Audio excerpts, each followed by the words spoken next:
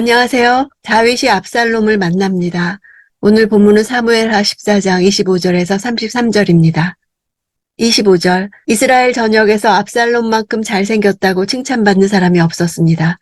그는 머리끝부터 발끝까지 흠잡을 데가 없었습니다. 압살롬이 외모로 인해 온 백성의 칭찬을 받았다는 사실은 왕자라는 특별한 지위와 더불어 압살롬의 허영심과 교만함을 부추기고도 남았을 것입니다. 잘생겼다는 것은 얼굴과 외양이 밝고 아름다운 것을 나타냅니다. 이런 단어를 사용한 것은 이스라엘 백성들이 내면이나 능력이 아닌 외양 때문에 압살롬을 흠모했었다는 사실입니다. 칭찬은 하나님을 찬양한다와 같은 단어입니다. 이것은 압살롬에 대한 긍정적인 평가가 아니라 오히려 부정적인 평가로서 그가 백성들의 인기를 누리고 있으나 결국 하나님께 버림받는 비극적 인물이 될 것을 암시합니다. 흠이라는 단어는 더럽히다라는 말에서 나와 정결규례를 언급하고 있는 레위기에 많이 나옵니다. 이 단어를 사용하면서까지 압살롬을 칭찬하고 있는 것은 이후에 벌어질 압살롬 반란의 원인을 미리 밝히기 위함입니다. 압살롬이 아버지 다윗에 대항하여 반란을 기도한 것은 자신의 외적 조건을 의지했던 교만에서 비롯된 것이었고 그의 외모에 이끌린 백성들의 지지 기반이 있었기 때문에 가능한 것이었음을 드러내는 것입니다. 그러나 외모로 판단하는 백성들의 평가는 중심을 보고 판단하시는 여호와의 평가와 정면으로 대치됩니다. 26절, 그는 연말이 되면 머리털이 너무 무거워져서 잘랐는데 그의 머리털을 잘라 그 무게를 달아보면 왕의 저울로 200세겔이나 됐습니다. 압살롬의 아름다운 외모 가운데서도 특히 두드러진 부분은 머리카락이었습니다. 너무 무거웠다는 것을 직역하면 그의 위에 무거웠다입니다. 히브리인들에게 머리털은 그 자체로 힘과 용기를 상징하는 것이었는데 압살롬의 머리털이 자신을 짓누를 정도로 무거웠다고 표현하고 있는 것으로 보아 그는 사람들에게 힘과 용기가 매우 탁월한 것처럼 보였을 것입니다. 200세겔은 약 2.28kg입니다. 왕의 저울로 다는 왕의 세겔은 일반 저울로 다는 보통 세겔보다 2배나 더 무거운 것으로 추정됩니다.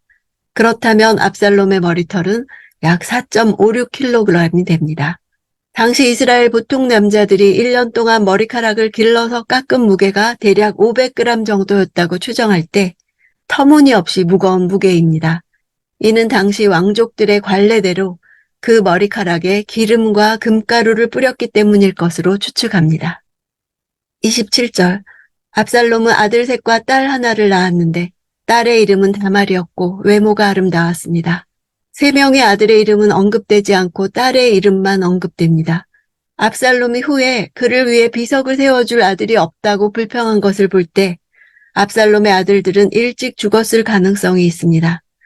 압살롬의 딸 다말이라는 이름은 암논에게 추행당한 압살롬의 여동생 다말을 연상시키면서 현재까지 진행되고 있는 사건의 발단이 바로 그 추행 사건에서 비롯된 것임을 다시 한번 각인시키는 역할을 합니다.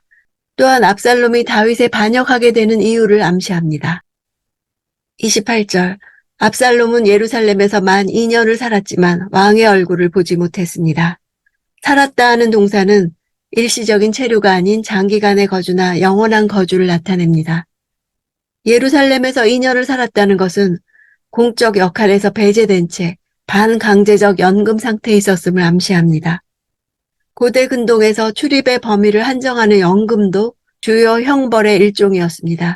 마치 암논에게 강간당한 다말이 압살롬의 집에서 평생 버려진 채 사는 것처럼 암논을 살해한 압살롬도 그의 집에서 버려진 채 살아가게 된 것입니다. 2년이라는 시간은 압살롬이 왜 부친 다윗 왕이 자기 얼굴을 보지 않으려 했는지에 대한 원인을 파악하고 회개하기에 충분한 시간이었을 것입니다.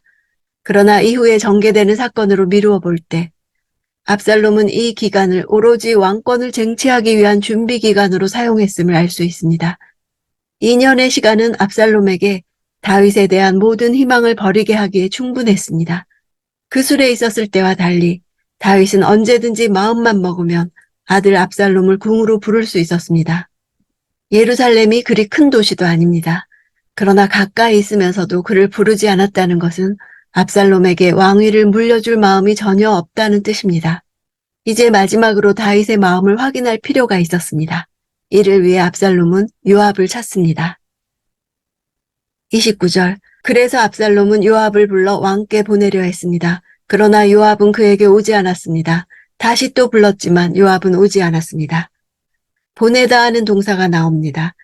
앞에서는 요압이 드고아에 사람을 보내는 등 압살롬 귀환 계획이 요압에 의해 주도되었는데 이제 이 동사가 압살롬을 주어로 취해 앞으로 사건이 압살롬을 중심으로 전개될 것을 암시합니다. 그동안 다윗의 주도성을 드러내기 위해 사용되었던 보내다 동사를 본문에서 압살롬에게 사용함으로써 다윗 왕가에 대한 하나님의 심판이 압살롬을 통해서 본격적으로 임하게 될 것을 효과적으로 암시하고 있습니다. 요압은 압살롬에 대한 다윗의 태도가 크게 변하지 않자 다윗의 눈밖에나 정치적 불이익을 당하지 않기 위해 압살롬의 부름에 응하지 않았을 것입니다. 30절. 그러자 압살롬이 자기 종에게 말했습니다. 내 밭 옆에 있는 요압의 밭에 보리가 있으니 가서 불을 질러라. 그리하여 압살롬의 종들은 그 밭에 불을 질렀습니다. 보리는 겨울에 심어 4, 5월경에 수확했습니다. 그러므로 이 일은 보리 수확기인 4, 5월 이전에 일어난 것으로 추정할 수 있습니다. 이것은 삼손이 자신을 속인 블레셋 장인에 대한 분노로 블레셋인들의 밀밭에 불을 놓은 것을 연상시킵니다. 압살롬과 삼손은 여러 가지로 비슷합니다. 둘 다 긴 머리를 자랑합니다. 삼손에게 긴 머리는 하나님의 특별한 선택의 표지였지만 압살롬에게 긴 머리는 자아도취의 상징이었습니다. 삼손은 긴 머리를 잃게 됨으로 죽지만 압살롬은 긴 머리 때문에 죽게 됩니다. 이처럼 불을 놓아 주의를 끄는 사람은 매우 절박한 문제를 가진 사람인 것입니다. 다른 수단으로는 사람들의 관심을 얻을 수 없을 때 불을 지릅니다. 그러나 삼손도 원하는 것을 얻지 못했듯 불 지르는 행위가 결국 원하는 것을 가져다 주지 못함을 암시합니다. 압살롬도 다윗과 화해하는 기회를 얻기 위해 불을 질렀지만 다윗과 화해하는 데 실패합니다.